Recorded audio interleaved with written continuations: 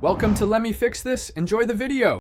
In this video, I will explain how to use hyaluronic acid aqua gel cream. First, start with a clean canvas. Gently cleanse your face to remove any makeup or dirt. Next, apply your favorite toner to help balance your skin. It's important that your skin is slightly damp before the next step, as this helps the hyaluronic acid work its magic. Now, let's apply the star of the show. Take a small, pea-sized amount of the hyaluronic acid aqua gel cream. Gently dot this cream onto your forehead, cheeks, and chin. Using your fingertips, massage the cream into your skin with soft, upward and outward circular motions until it's fully absorbed.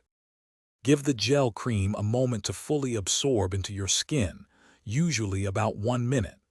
This allows the hyaluronic acid to draw moisture effectively. For an extra boost of hydration, follow up with your regular moisturizer.